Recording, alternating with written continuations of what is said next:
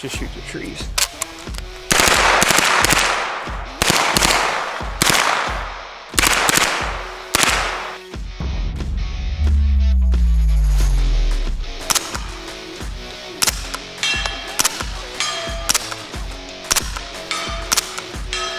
Oh.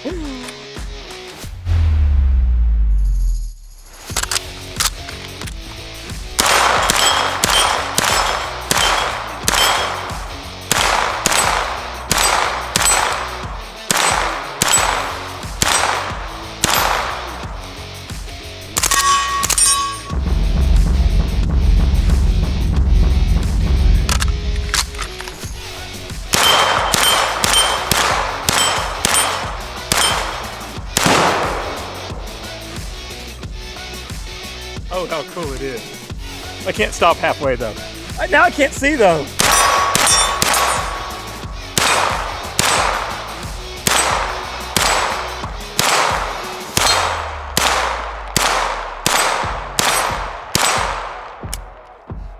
That's a long magazine.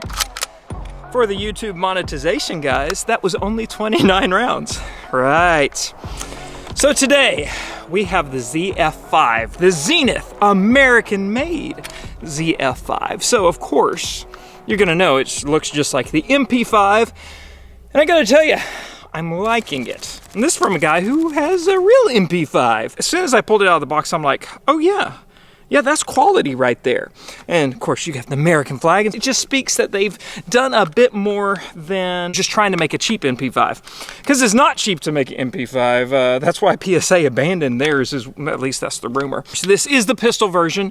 In fact, they are coming out with the K version, which will be even cooler. It comes with a sling, it comes with the optics mount, it comes with magazines, a cool case, flash hider, tri-lug mount, 3-lug mount, yeah.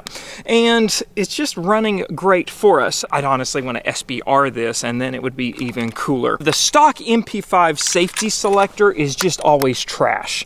This is the Magpul enhanced one, and that was a really good move because you can actually reach it now, because your normal MP5 is just really hard to reach. 3-lug mount is a little bit different, where like the suppressor, push down and press, this has this little spring-loaded arm that will lock onto it. So interesting, different, but something they did do that was great with their 3-lug mount is it's also threaded. They have the 1/2x28 threads up here.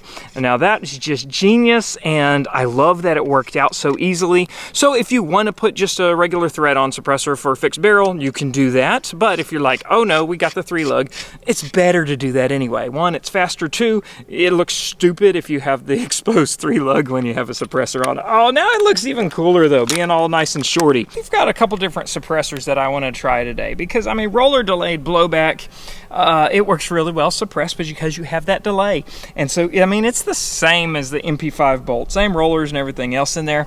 Just got this Hushworks cache suppressor in. It is perfectly clean and never been shot before. Gosh. Okay, let's not shoot a steel plate because we can't enjoy it. I was surprised how quiet that was.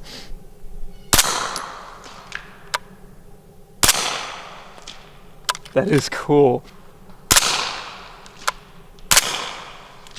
So quiet. One more round.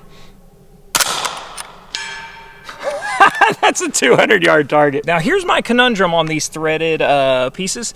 If we're going to shoot with a suppressor with the 3-lug mount, do we keep it on or might it work off?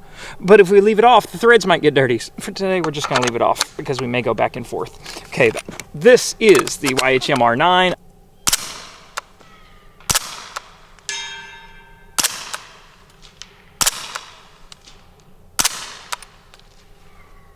That's cool. That's cool. Still stinking quiet. All right. So now we have the Bowers group suppressor. Now this is the Verse 9S. Ooh, that 3-lug was probably dirty. This is one that, shoot, very robust. So if you wanted to say, shoot just forever out of it, this is the one you go to. But I wanted to see the difference in sound.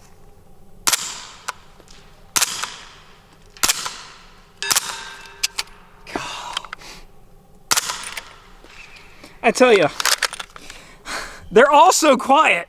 So it's kind of like a testament to the gun itself. If you don't know about the roller delayed blowback, we'll let you go on some nerdy channel to see that. In summary, it's got the rollers that go into the breech in the barrel there, so that once your round is fired, it takes them a second to get sucked back into the bolt because you have a locking piece that forces them in, and it slows it down. We did a comparison side by side with the Banshee with the radial delayed blowback and a real MP5, and it turns out, yeah, the MP5 is still king. That roller delay blowback, it just absorbs a lot of that recoil as well. Oh, and that's something, when you put an optic and a rail on to an MP5, that cocking, the lug it gets close. So that's why I put my red dot further back when I usually have it more forward. And then now we have this, so at least I'm not hitting the optic, but this pick rail is really close to where you're operating, you know, that hand. You can bash your knuckles. I've done that before with the optic more forward, so you got to watch out for that. There it is. Different suppressors will have different holds. So we were running the aims today because I got to take the MP5 course with HK over at Waft, and the MP5 Master was there, and this is what we were using. So that was cool, but I figured, come on, for accuracy test, let's actually put a scope on. Oh wow, that barely clears our cocking handle. I didn't think about that earlier. I just was looking at the sight clearance. It works. It's right there, but it works. All right, let's get a fresh painted target and see what kind of accuracy we can get from this. I know it looks silly, and it's hard to use because it's actually a rifle scope and not a pistol scope, and so the eye relief is rifle. But the Sightmark Citadel 6X, I forgot the box, but Bellum, that's it, Bellum ammo. Running pretty good, 124 NATO, that's why I went with it, because that's what MP5's like. 110 yards out there, we have a freshly painted target. This is the awkwardest, because I don't want to blow my bag up. I think oh yeah, that looks good. All right, just about an inch to the right of where I was aiming. All right, really close to it. That's dead center. Dead center, same hole. It is rocking a minute, so that's like a half-inch forgiveness right there. I think that was 5, but I'm having too much fun. Pulled left. Left again. It's a nice little cluster. Okay, I'm gonna try to shoot the hostage head. Well, because this is doing fine. That's definitely hostage head side. There we go. I gotta show you how the trigger works, because that's why it's going off while I'm talking, because I'm pressing through the whole time and I'm still talking. I can talk because I have no cheek weld. Sweet. Okay, now I'm just bored. Let's go out to 200 there. There's a gong. I'm gonna give it some holdover. There it is.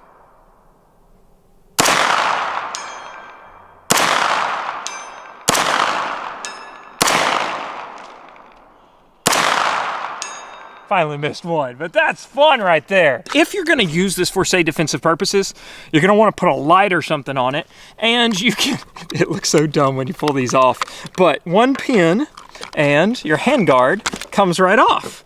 Kind of looks like a Han Solo blaster at that point, but on my MP5, we have Midwest Industries makes a nice little M-lock rail, so then you can put lights on it and you can actually, you know, use it for that. But trigger, we're gonna talk about trigger real quick. So empty. There, we got a little bit of movement, but then see that movement there. So it's heavy, and here's your reset.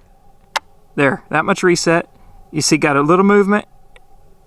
Okay, it's like a 1/4 inch, but then it moves almost a 1/2 inch. But a 1/4 inch is about when it breaks. But it's a good 7 pounds, 11 ounces is like the lightest I've had it break. So yes, that's what's. It's real, okay? It's just like a real MP5, but it's just the machining and all just looks smoother. I mean, some people are gonna hate me. HK purists are gonna hate it, but it's like, it really looks and runs good. All right, now I want to shoot at 200 yards some more though.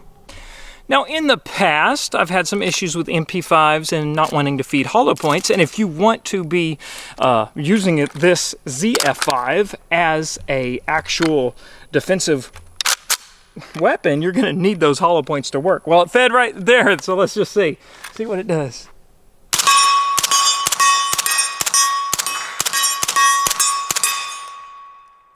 "10 out of 10, would recommend."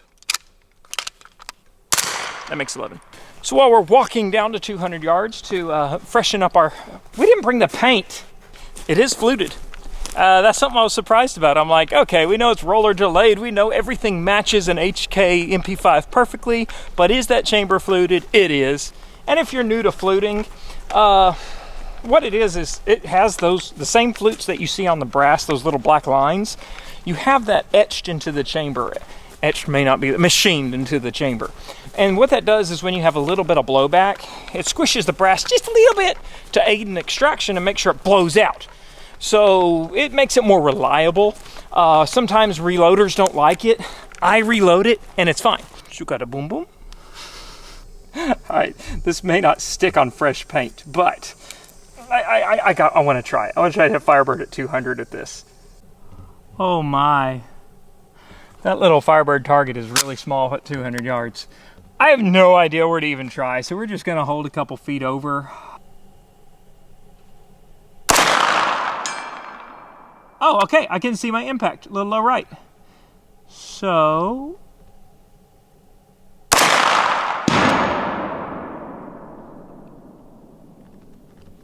No, that was good right there. Oh man, it charred the entire left side of the target. Okay, I think I have like 3 or 4 rounds. So now that I know my hold, that's crazy.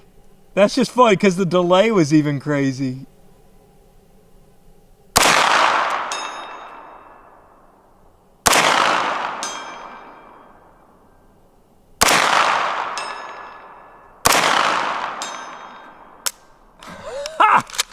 Okay, well, a lot better than I expected with a 200-yard pistol. That's kind of cool.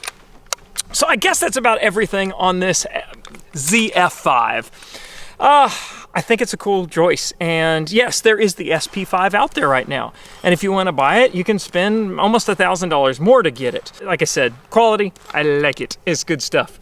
Put an SBR on that, put a 4N so you can put a light, and you can actually do some serious work with it. It's still not as ergonomic and upgradable as an AR, but the nostalgia and the just cool factor, and plus 9mm, you can shoot still up close. That makes it fun too. Thanks for joining me today, guys, as we checked out the Zenith Firearms ZF-5. Okay, I love it. Bye-bye.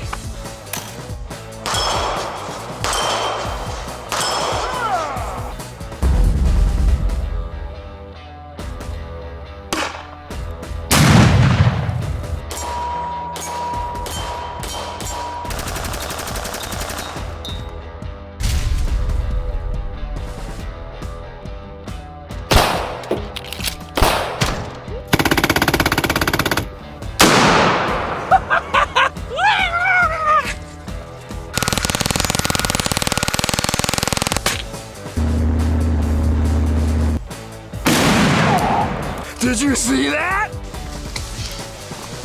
Hey, come on, Nussie. Come on, Nussie. Yeah. I came in like a wrecking ball. Oh, perfect. Yeah!